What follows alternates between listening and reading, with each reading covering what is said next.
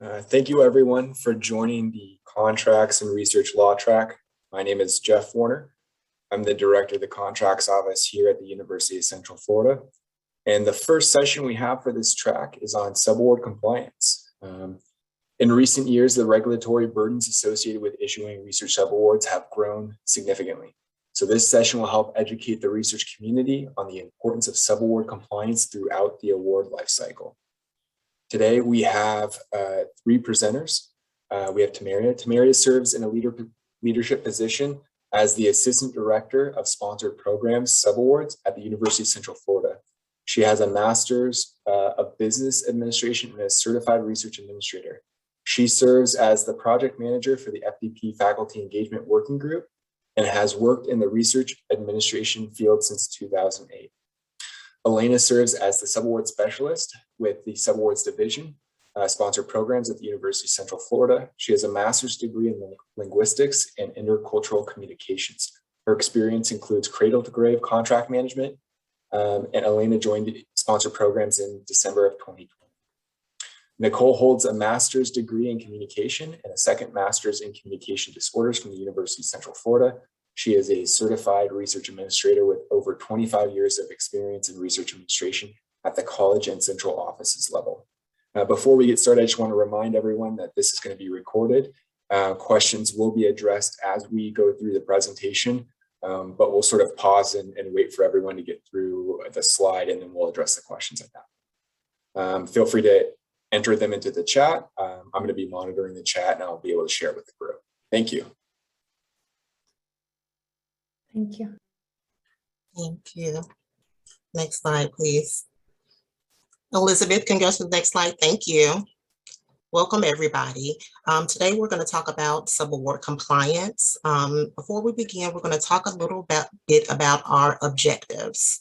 With subaward compliance, it is a life cycle. It does start at the proposal, through the award, through the subrecipient performance, and ends at closeout. It is a continuous cycle. Identifying compliance concerns and we also want to talk about identifying compliance concerns at all levels and the risk associated with non-compliance. Next slide, please. So before we get into that, we would just want to clarify exactly what is a subaward. So we do have the federal definition of how the uniform guidance defines what a subaward is. But basically, it's just a legal agreement between a pass-through entity and another organization that is going to perform a substantive portion of the scope of work. So you, as a pass-through entity, got an award. You want a third party to perform some of that scope of work on that award. So that is what a subaward is.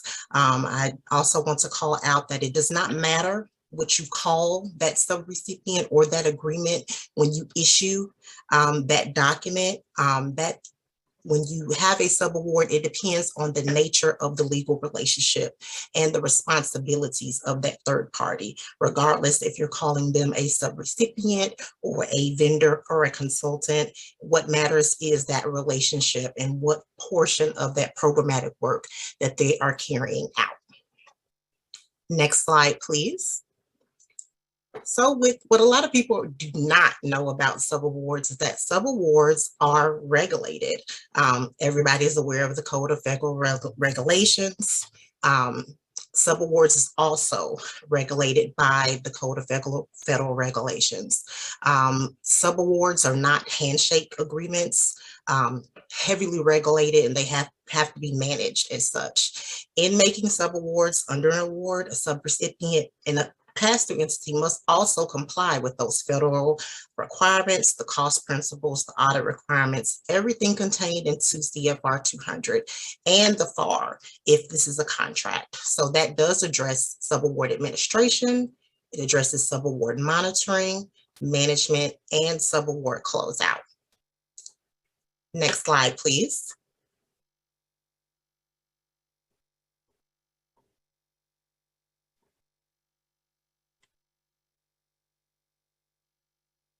So that's you, Nicole.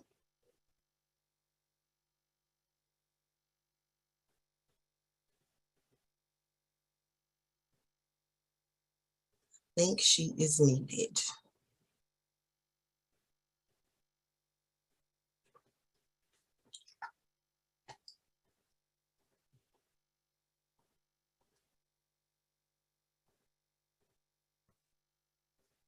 Can you hear me now? Yes, we can. Okay, great. Okay, great. Sorry about that. I saw you trying to get it. Having a little technical issues on my end. Okay, so Subaward compliance at the time of proposal. Next slide, please. Okay, so one of the most important things we like to talk about even before the proposal gets started is this portion of the work going to be completed by a subaward or a vendor? And this is really important because under the uniform guidance, if an organization passes down federal funding to another organization, the pass-through entity is responsible to determine whether or not an organization that's receiving these funds is considered a contractor or a subrecipient. So are they a vendor or are they a subaward? When we're performing this determination, we should consider the substance of the agreement. And that's really important. It's really about the relationship that we have with the folks that we're giving money to. It's important to make the determination correctly at the proposal stage because F&A, indirect costs, are calculated differently on subcontracts than they are on vendor agreements. And a change between the two at the budget after it's been funded is very, very difficult. So it's important to make these decisions up front. Some of the things that we can discern between the two are listed here. And it's basically that the subcontractor, if someone's going to be a subaward, they are uniquely part of the project. It is not simply a vendor, it is not simply a service that they already provide to other people. They are specifically and intricately involved in this specific project, and they often will have a co-PI even on the project with us. So it's really important that we kind of determine this at the time of proposal. Next slide, please.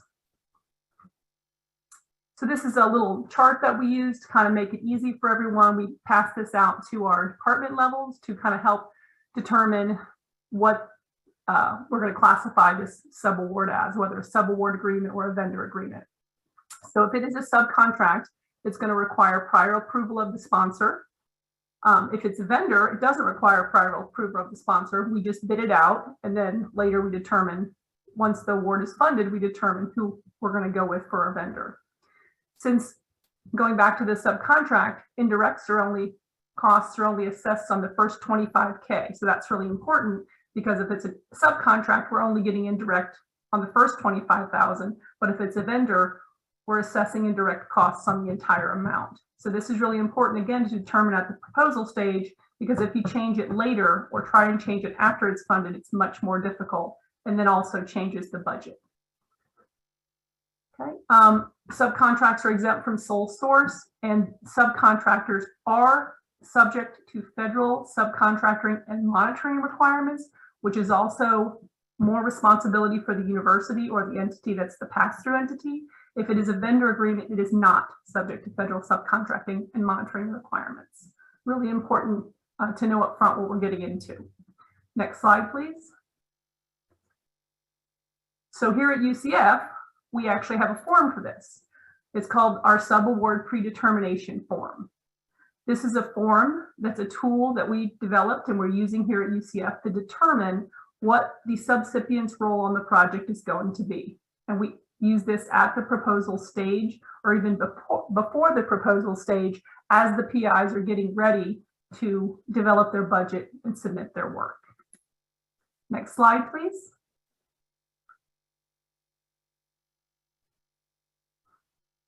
Okay, so once we've determined whether or not we're going to have a subrecipient or a vendor, then we move on to the next stage of the proposal, which is the required documentation. So we've now determined that we do in fact have a subawardee or a subrecipient rather than a vendor on our project. So what do we need from that entity? Well, we have to have documentation. We can't just propose that we're going to give money willy-nilly. We have to have documentation. First of all, we have to have a letter of intent. And these are things that should be given at the time of proposal to the proposal team. So we need the letter of intent. We need the statement of work. And the statement of work must clearly define the work. A lot of times we get statement of works that are just in general, where it sounds like maybe another PI is going to be consulting or just looking over the work. We can't do that. It has to be clearly defined. What are you doing for the money we are giving you? And that's not us being picky about it. It's the federal government being picky about it. We have to make sure we can tell them what you are doing for the money that they are paying you through us. So it has to have clearly defined work, and it has to have deliverables. This is the only way that the university can be accountable for the money that we are sending to our subrecipients. We have to provide deliverables. They have to provide it to us, and then they have to follow through with those deliverables, which we can then be audited for.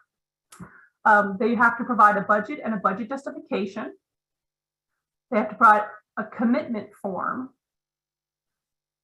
They have to provide a subaward determination form, which is a form I just displayed.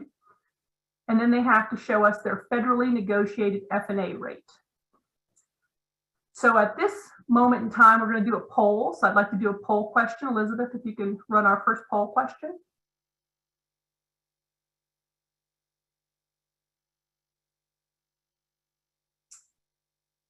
So should you submit a proposal with a subaward if you do not have all of the documentation?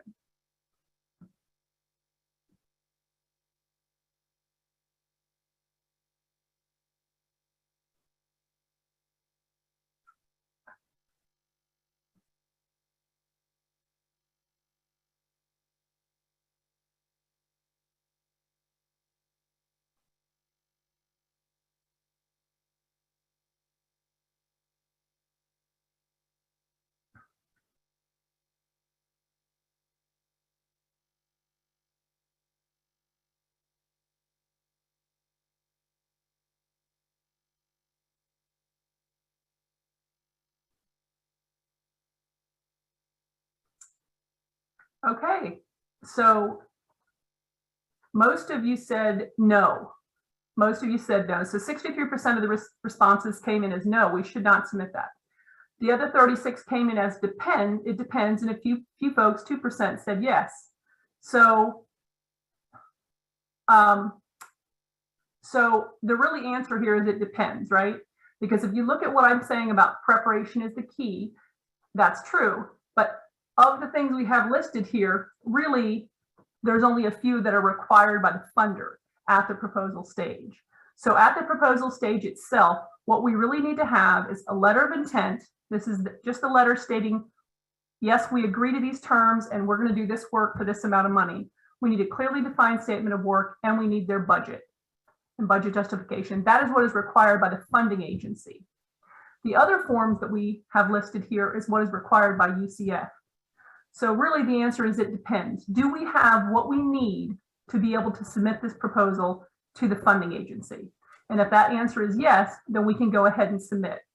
Because these other forms that we are required, that universities are required to have from their subrecipients, can be obtained at a later date. We don't want to miss a proposal deadline because we're missing UCF required documentation. Thank you, Nicole. I have a couple of questions in the chat here. One question is, I'm unfamiliar with the commitment form. How is that different than the letter of intent?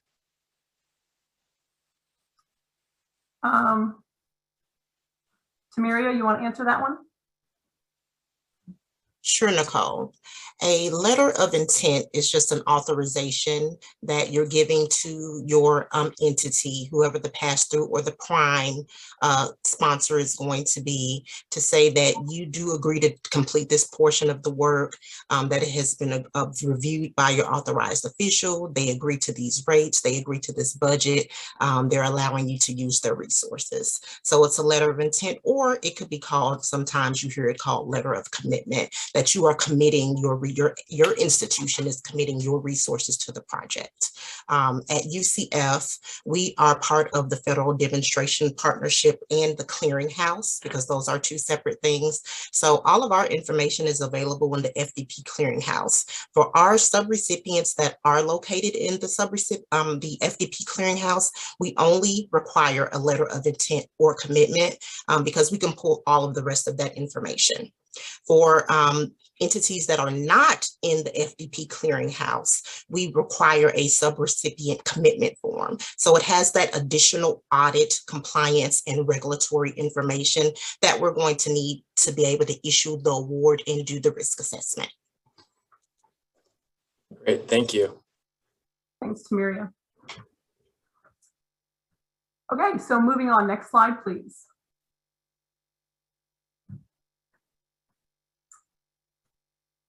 Okay, and again, this is something that the University of Central Florida has developed, our team has developed. This is our outgoing sub-award proposal checklist. And again, this is just a tool that we have in-house to be used at the time of proposal or before to make sure that all the necessary documents are in hand. And next slide, please. Okay, we're going to move over to Subaward Compliance at the time of award. And that's Elena. Hi. Subaward Compliance at the time of the award. So once the award has been received and set up internally, the next step is to issue a subaward to our research partners. Subaward is issued to subrecipient via different forms of agreement, depending on the type of sponsor, whether it's federal, state, nonprofit, or industry, and subrecipient's entity. In this section, we're going to review what are the compliance requirements at this stage of subaward lifecycle. Next slide, please, Elizabeth.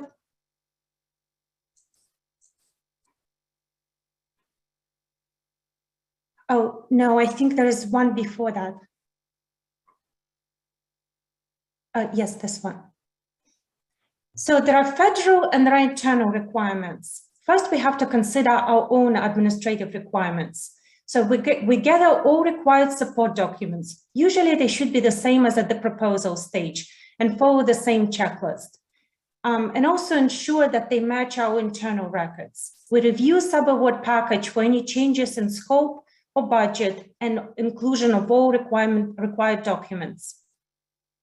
Next is SAM registration and DUNS. Both are a must. System of award management, it's a government website that serves as a central registration point for all entities that manage federal funds or do business with US government. We have to make sure the entity is registered and doesn't have any exclusions in SAM. Both requirements are mandatory if the sponsor is federal, and we cannot proceed with issuing a subaward if the entity is not registered. Cost share commitment is also very important. We have to ensure that cost share is properly documented and included in the subaward budget. Also, it has to be properly recorded and properly monitored in our internal system. Prime sponsor flow down terms and conditions have to be flown down to the subrecipient in its entirety. In addition, we have to review any special T's and C's and ensure that we capture all required certification, assurances, and requirements, and they're passed down to the subrecipient. Next requirement is RB and IACUC protocols. Probably most of you are familiar with the term, but RB stands for Institution Review Board, and it's designed to protect the rights and welfare of human research subjects. IACUC is a similar protocol for the animals. At the time of the award, it is imperative to document that those protocols are already established for both pass-through entity and subrecipient. We also have to make sure that the entity has an active conflict of interest policy. If it does not, it cannot comply with ours. Also, if the conflict of interest is identified, it must be properly reviewed and addressed. And last but not the least is data management. We have to identify and address any data management concerns in the project, whether it's classified or restricted information, human subjects data, or specific data management requirement in a prime. So these are just some most common requirements and considerations. However, this list is by far not exhaustive, and requirements can vary depending on the prime sponsor, subrecipient's entity, and the scope of work, and sometimes they can include such considerations as intellectual property rights, confidentiality, currency considerations, and so forth. Next slide, please.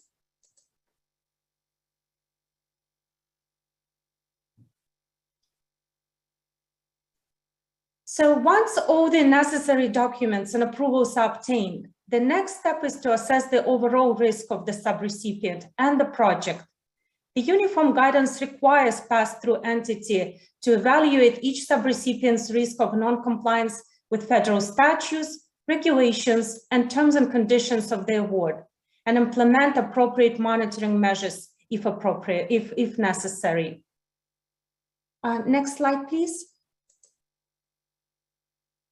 So how do we do this? And what are the tools that we use?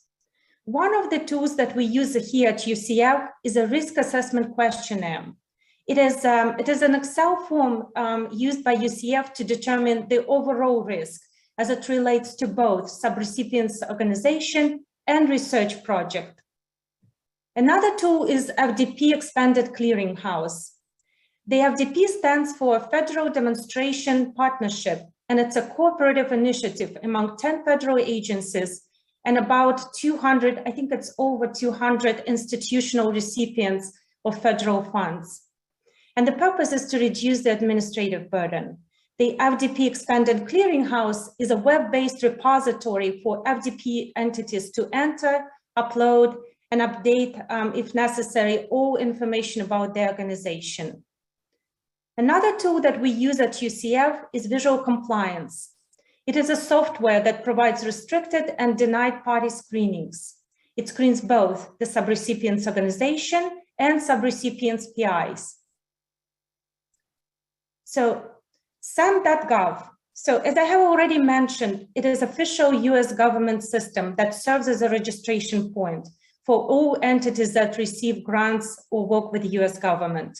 And we can also verify, all the information on the subrecipient and check for any exclusions.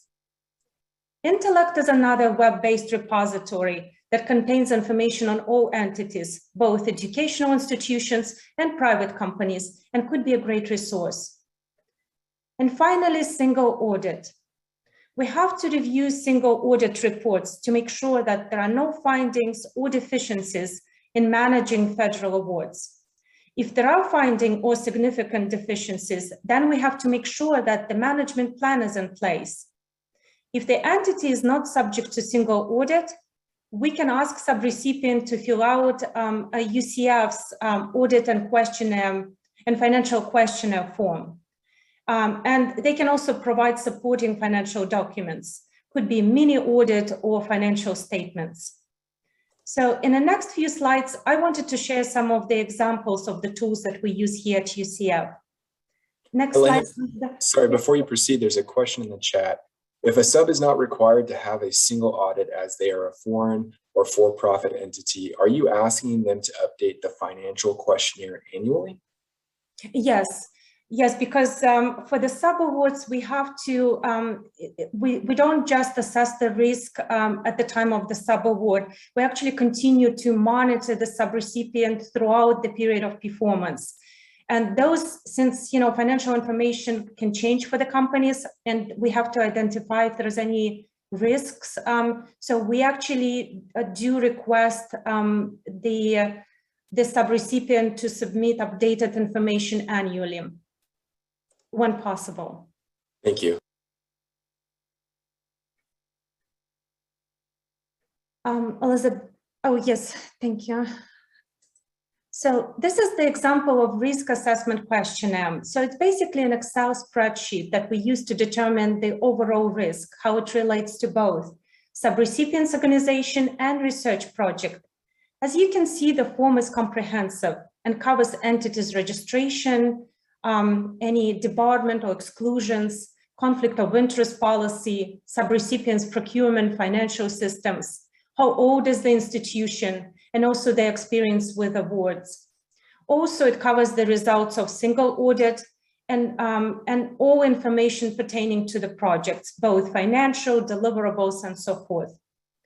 So once all the information is complete, it assigns the score, and it allows us to determine the areas that require additional mitigation measures or monitoring. Next slide, please. We have another question in the chat here. Is there a criteria that would exempt a subrecipient to have to complete a financial questionnaire or provide financial audits? Well, so in order for us to proceed with the subaward, we have to assess the risk of, if they are able to comply with the federal requirements. So I guess it depends. It depends on who is the sponsor and what are the requirements of the prime. If the sponsor is federal, so the guidelines are usually pretty rigid. So we actually do have to insist on providing some kind of financial documents. However, I guess it just depends, it depends on the situation. UCF is a partnership university, and if there's any ways we can assist the subrecipient, to comply, we'll be open to that. So I don't know, maybe Tamaria, do you know if there were any cases when we excluded the subrecipient, from complying with with a single audit or mini audit or any type of financial screening? None of our subrecipients are exempt. The only way they would be exempt from supplying us with the audit information is, again, if they're subject to a single audit, which if an institution expands more than $750,000 in federal funds, that audit is a requirement. That's a federal requirement. Now, if we have a recipient that does not meet that threshold, then they're going to have to work with us to, number one, complete our financial audit, and they can provide, non-audited financial reports, reports that they would provide to, their stakeholders, so we can assess their financial status. So no, we would not issue a subaward to a recipient where we could not assess their financial status and risk of entering into a partnership with them. Thank you. Thank you. Next slide, please. So this is a snapshot of FDP Clearinghouse records. So as I mentioned before, FDP Expanded Clearinghouse, it's a website where FDP entities can upload and maintain all their information. And it usually has such data as entities registrations, federal codes, organizational contacts information. Also, it has links to most recent single audit reports, F&A agreements, financial conflict of interest policy status, and so on. Unfortunately, I was able only to upload the first page. So usually it has multiple tabs pertaining, to each topic. But this is just a snapshot. Next slide, please. I have another question here. How would you handle if someone pushes back on the requirement for a financial questionnaire or financial audit? I'll answer that question, Elena. Mm-hmm. Sometimes we actually do receive pushback, and it just because we do have other tools that we use depending on what type of entity it is to pull financial data, especially if they are a entity that is being publicly traded. But what we would do is mitigate any risk that we may have. So your subaward is going to have a very specific language in it to make sure that you do not default on your performance. I will give an example. Maybe one of those things would be you would not be paid until you have delivered whatever you needed to deliver. We would put you on a payment plan where we make sure that we have received your deliverables before you receive payment. So it would be more stringent rules and regulations tied to you invoicing. We would need all of the backup information and data for that charge before we would pay you. So we would regulate you more to mitigate that risk of non-performance. Thank you. Next slide, Elizabeth. So this is a snapshot of SAM record. As you can see, it also contains information on the entity, DUNS number, and information on any active exclusions. Next slide, please.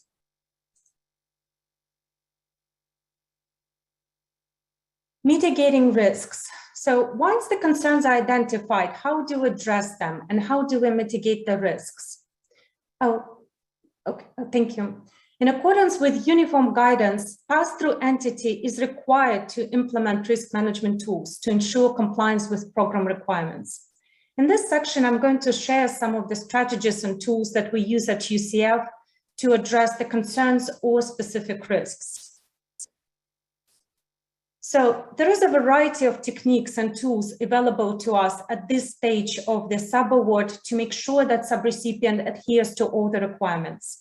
These are just some of the strategies that we use. First and foremost, contractual tools, as we are ready to issue an agreement.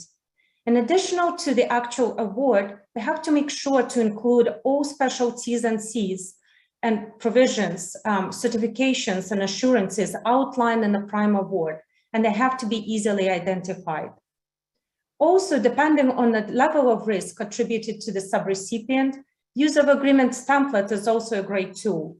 For example, if the sponsor is federal, we would always prefer to use FDP template as much as possible.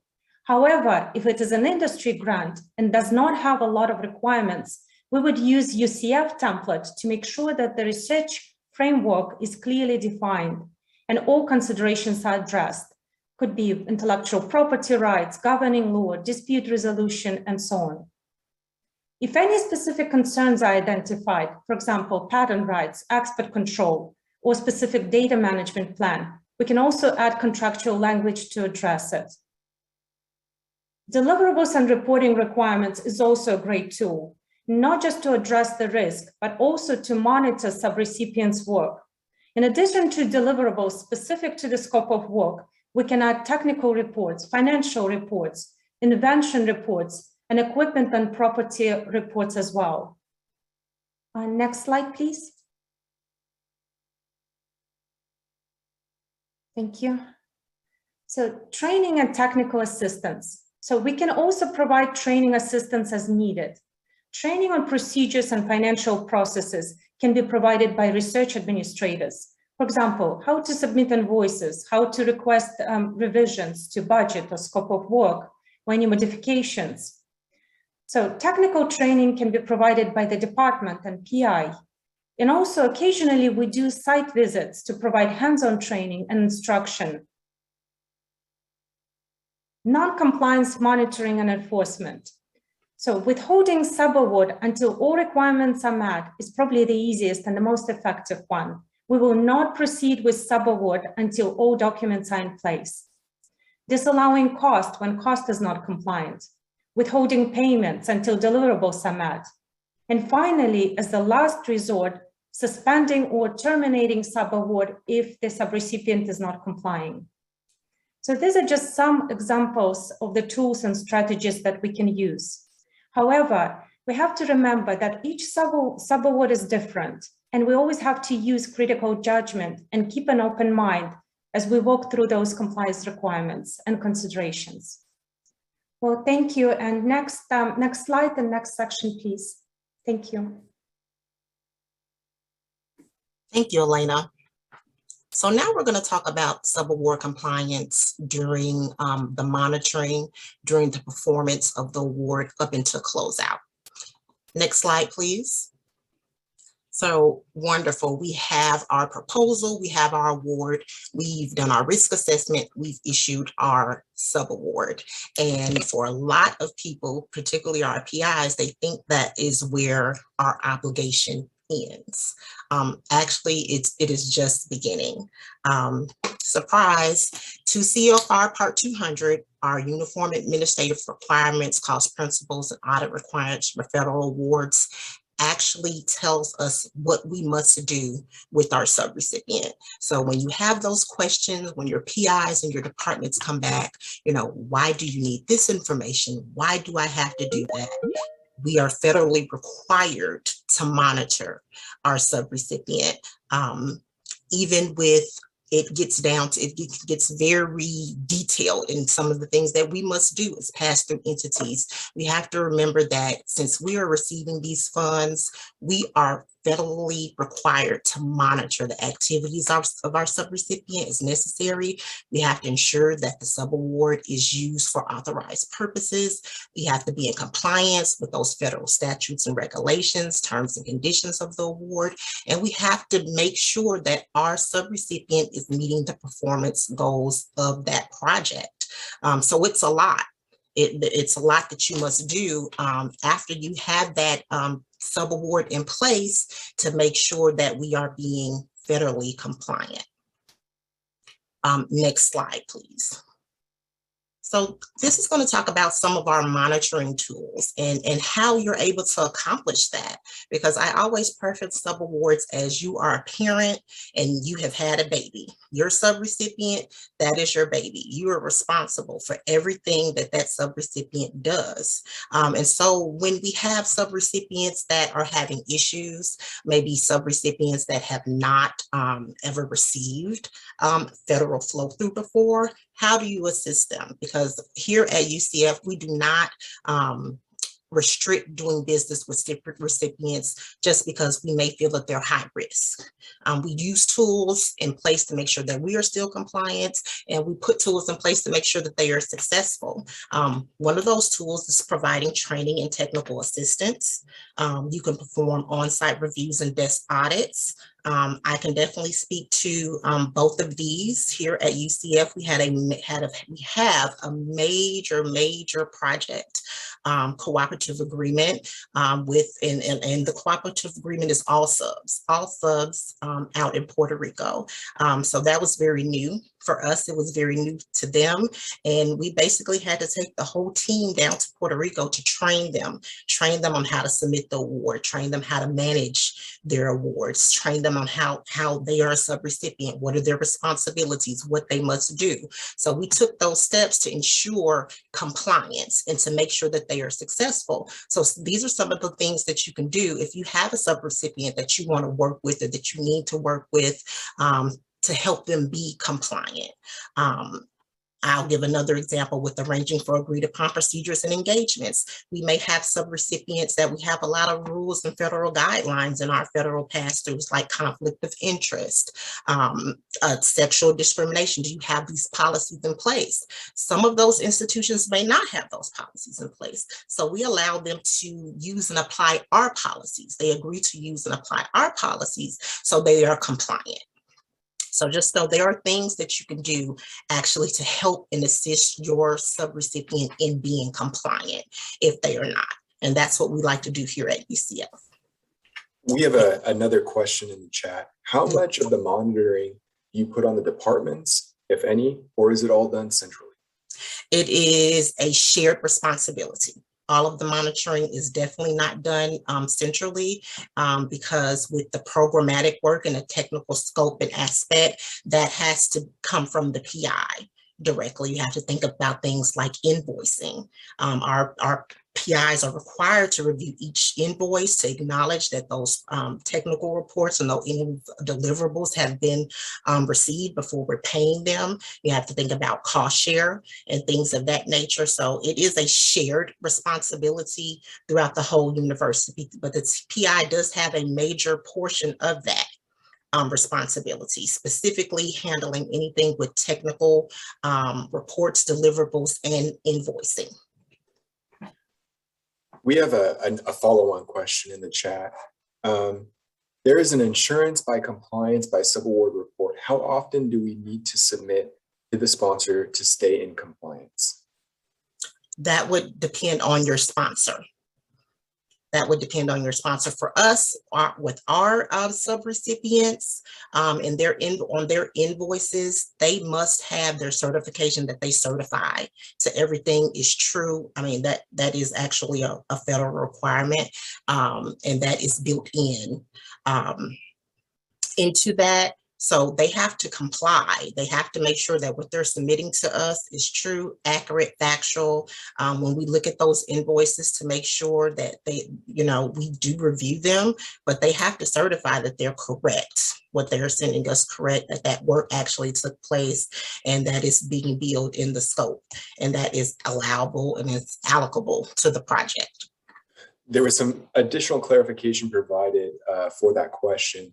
What would be the reporting required for a subaward under an NIH award? I wouldn't know that right off the top of my head as far as specifically, are you talking about overall, just subaward reporting outside of the FATA report? Or I don't know what exactly you're referring to. I can get some additional clarification and come back. Okay, thank you, Jeff. Okay, so subaward compliance, stat performance, and closeout. So deliverables, are those deliverables being met? Your deliverables should be tied to that scope of work. When you have a subrecipient, they're supposed to be completing a substantive portion of the scope of work. So they should be delivering, they have to be delivering something to us. Whatever that is, whether tangible, intangible, are those being met? Is cost share being met? You would hate to get to the end of your project to realize that your subrecipient hasn't met their cost share. We shouldn't be paying invoices if our cost share is not being met. We have to remember that if that subrecipient does not meet that cost share, you as a pass-through entity, you are responsible for meeting that cost share and making sure how that cost share is going to be met and submitted to your sponsor.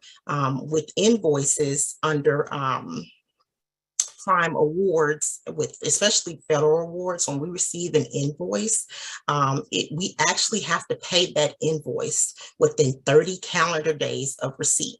So it's very important to look at your invoices and make sure that they are correct, because you would hate to say we've been paying somebody and then we have maybe their final invoice and, oh, this is not correct, or they have not been performing. Well, why haven't we not been addressing that? That means we've not been monitoring our subaward. Are we getting those financial and programmatic reports? Cost share are they invoicing at the ratio that they're spending? These are things that have to be monitored. So that's why I'm saying when monitoring is a continual process and it can happen at anywhere in that organization, it is very important, because you do not want to get to your closeout and now you have issues, or even when you have to terminate your subrecipient. We've had instances where the sub had not been performing, nobody had been notified. We have an invoice to come in, now we need to terminate the sub. Well, they haven't been performing for 6 months. That's a red flag. That means we don't have the proper internal controls in place to make sure that our subrecipients are performing and doing what they're supposed to be doing. So all of this is very, very, very important. You just have to remember, you have to monitor your subrecipient. You had a baby, they're your baby. Until that project closes out, we are responsible for what they are doing. And it's a huge responsibility. Again, what I was saying at the beginning, that these are just not handshake agreements. These are legal, binding, heavily regulated agreements. So we as pass-through entities have to make sure our subrecipients are doing what they should be doing, and that we have the appropriate internal controls to make sure that they are doing what they're supposed to be doing. Next slide, please. I have another question in the chat. To regulate the subawardee, do you email them monthly, or is there a best practice in terms of communication with the subawardee? You mean mail them as far as if I was the PI communicating with my subrecipient, or do they have to invoice? We're looking for invoices. I need just a little more information. Absolutely. I'm interpreting this to be, subrecipient monitor. How regularly is the research administrator reaching out to the subawardee as part of that monitoring? Well, I really cannot say that, because the PI should be doing that portion of it. Mm-hmm. As the PI is the one that actually has to manage that actual technical performance, because they're the only person that can actually do that. The administrator probably wouldn't be doing that. That would be something that the PI is doing, and that could be by just getting, updates. A lot of our PIs meet, they travel, they train together. Progress report and technical reports issued monthly or quarterly, depending on what the PI, the how much the PI needs to monitor. Some of the PIs need to touch base often, but definitely when you're receiving those invoices, because in our agreements here at UCF, I don't know what others do, but they are required to invoice us no more than quarterly, not less than monthly. So they have to send in an invoice to us. So again, that's a trigger. You get this invoice. Did they perform? Did they do this work? Am I happy with the work that they've done? Or do I need to make some changes? And once the PI, if they're comfortable with it, great. If you want to modify your award, because with our subs, we issue them annually. On an annual basis. So now you need to modify, you need to give them additional funding, you need to issue a no cost extension, or there's been some type of change, additional funding maybe. That also is the time that we look at that sub. Are they performing? Have they been meeting their cost share? Are they meeting their deliverables? So there are several ways to monitor your subrecipient, but you have to actually monitor the subrecipient. And there's a follow-on question. Does your institution keep track of whether the PI is monitoring? I know some institutions might ask their PIs on a regular basis, like quarterly, to touch base with the central office to ensure subrecipient monitoring. No, they do not have to touch base with the central office to say that they're monitoring their subrecipients. We feel like that should be happening during the course of approving those invoices that have to be submitted at least on a quarterly basis. So that requires a quarterly interaction and a review before that invoice is paid. Thank you. Okay, so internal controls, everybody's favorite. Just a quick definition, internal control is just a process to ensure that you're achieving the organization's objectives, that you have operational effectiveness and efficiency, that you have reliable reporting, and that you are compliant with the laws, regulations, and policies. And, hearing everything that you're learning now about subawards, you would see why it's very important to have internal controls in place, but also we are federally mandated to have internal controls in place. So we do have to establish internal controls over our awards and our subawards. We have to exercise judgment and making sure, what is the appropriate internal control for your subrecipient. You have to, of course, make sure they're complying with all the laws, rules, regulations, and additionally, you have to take action in instances of non-compliance when they're identified, specifically any type of audit findings. And this goes back to somebody did have a question about, do you review financial information and so on and so forth for your recipients annually? Yes, we do, because we have to report on that annually and they have to be audited annually. So you have to just remember with your if you have subrecipients that may not be performing satisfactory, but we as a pass-through entity, we have to remedy that. We do have to remedy that. We are legally responsible and accountable for everything that subrecipient does. So that's why I always preface it to a baby. That is your baby. That's the institution's baby. To the end of that project, we are responsible. And just some things that, you should be definitely thinking about and looking at to see, do we have the proper internal controls in place? What are some red flags? Maybe you're having infrequent or inconsistent invoicing, or you have your subrecipient has a huge unobligated balance at the end of the project. Well, why is that? They do have a budget, has the personnel changed? Has effort changed? Are they meeting the requirements of the project? If you have a huge spike in your invoicing, why is that? Why are they not following the budget? You may have a subrecipients that just are unresponsive for some reason. Frequent invoicing errors, you're not getting your progress reports, or your reports do not align with that scope of work. You're not getting your deliverables. These are just some red flags to think about. And with your having proper internal controls in place, you can catch these things and you can address these things, but nobody wants to perform poorly. And sometimes your subrecipient needs some assistance. Sometimes your subrecipient is just performing poorly and you have to terminate that agreement. And we've had to do that, but you won't know if you're not monitoring them appropriately. So next slide, please. So that was a lot of information, but I'm going to continue with internal controls. One of the things that I want to just make sure is that absence of an internal control, it definitely increases the risk of non-compliance with those regulations and those rules. It encourages misconduct. And if for any reason, you know, your subrecipient is not conforming or not performing properly, you do have to remedy that. And it's hard to do if you don't have the appropriate internal controls in place. If you're not monitoring them, you don't want to get to the end of your project and find that they didn't do what they were supposed to do, because things like that also can affect your next cycle. If you're applying for that next cycle, they're going to look back at this to see you all did not comply, because that us as a pass-through entity, it's on us to make sure that this is happening. So it does have ramifications. So just understand that compliance with federal awards and subawards has to be thoroughly understood, communicated, and continuously monitored. It is a continuous cycle that does not end.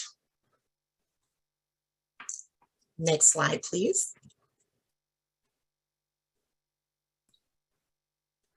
Thank you, Tamiria.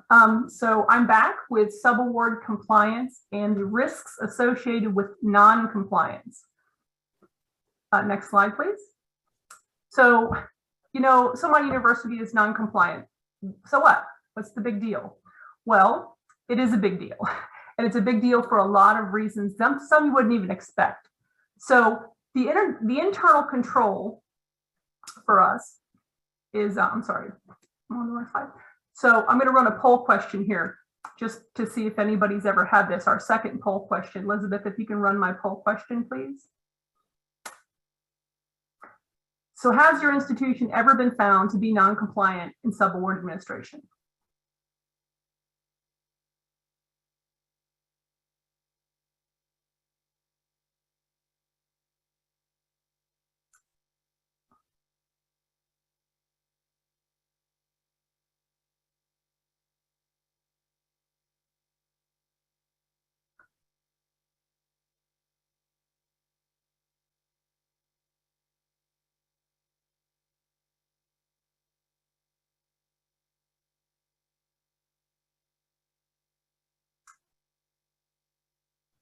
Okay.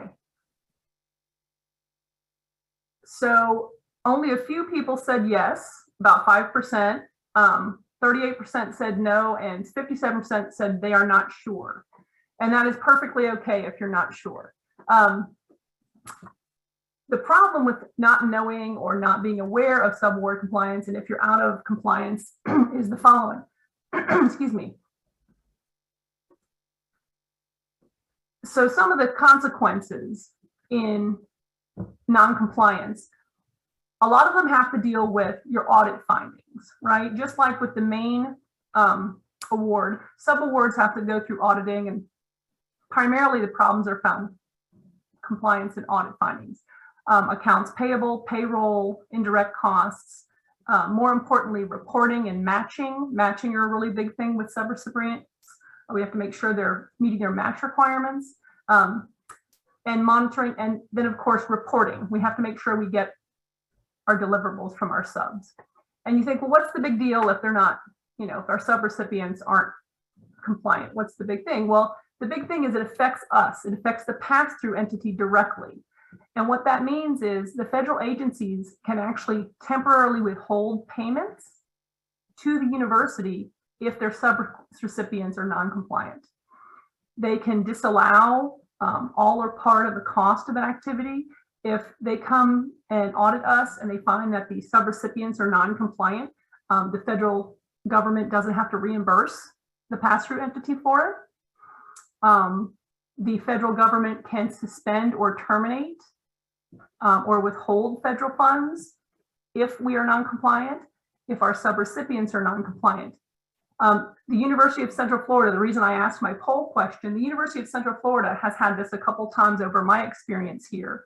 And what is happening is we are non-compliant in our reporting to federal agencies, meaning that we haven't, some of our PIs are just lacking in submitting some of their required deliverables, their required reports. So the federal government has come back to us and said, hey, we can't continue giving you funds until you've met these reporting requirements. So we've already been dinged by the federal government. We are in the process right now of catching up on some of our federal requirement reporting. But what PIs don't realize is that affects the entire university, not just one person, not just one unit. So it is really important that we get all of our compliances and all of our deliverables met. Because we do not want to be suspended or terminated, and we do not want the federal government to withhold funds. And then it comes down to the institution itself can be suspended or debarred. And if you are suspended or debarred, you can, this is a real problem. You can be exempt from receiving federal money in the future. We cannot, as a university, we cannot give out money, federal flow-through funds, to anybody who is on suspension or debarment. In addition to that, you can be your institution and personal embarrassment. And you think, oh, what's the big deal? We have a big institution. Nobody's going to even notice if I make a mistake or if one of our PIs make a mistake. Yeah, that's not true. Right now, Harvard is under the gun for this. And you think, oh, it can happen. It's not going to happen to some big school. This non-compliance would happen to some tiny little school that nobody's ever heard of. No, it happens everywhere. That's why we have to be on this. Right now, there are criminal charges facing a professor at Harvard, Dr. Charles Lieber. He is the chair of the Department of Chemistry and Chemical Biology at Harvard. This particular PI received more than $15 million in federal funding from NIH and DOD. And you have to remember, federal funding is tax dollars. That's my taxes, that's your taxes, that's the people's money that we're providing to the federal government. So that's why it's under such scrutiny.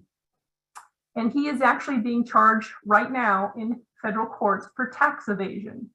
What this particular PI did is he subawarded a big chunk of that 15 million to Chinese universities, which then those Chinese universities took that money and then hired him as an independent contractor and were paying him a salary on the side, which, as you know, is non-compliant. You can't pay yourself money from the federal government through another entity. That's not how the federal government works. And ironically, he did this for years without reporting it to his university. And finally, he was under the scrutiny of an audit when they found this information.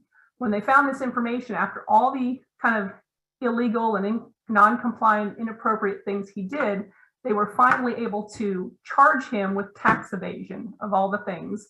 Kind of like Al Capone, you can do a lot of dirty things, but eventually you're going to get charged with something. And now this very predominant professor at an Ivy League institution in America is being charged criminally and will probably go to jail for these illegal funds and just being non-compliant with federal money. So it is really important that we pay attention to these things down the line. Next slide, please.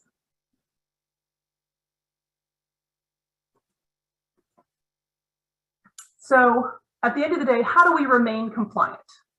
Right? It's all about following compliance issues and how do we remain compliant? So you follow your institutional policies to ensure that the laws and the regulations are being followed. We set up the awards appropriately. We make sure we have all of the financial and federal paperwork we have that is required by the federal government. We have all that in advance. And then we submit our subawards to our subawardees with all of the rules and regulations outlined very clearly in what's expected. We review every single agreement in its entirety because similar agreements from the same funder are not always the same. And I know we all have busy lives and we get really involved with kind of duplicating what we've already done from the same agency, but as it turns out, they are not always the same. So it's very important that you review every single agreement every single time. And last but not least, the most important moment from this is document, document, document. Because according to the federal government auditors, if it isn't documented, it isn't true. So just reiterating on remaining compliant, document everything. Next slide, please. Okay, and that brings us to our question portion.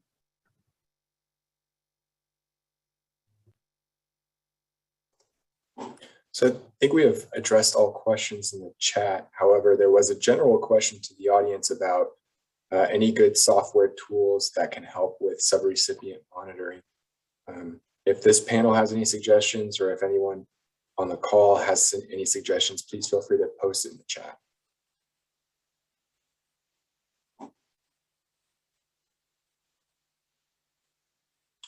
I don't see any additional questions coming through. I think that's everything.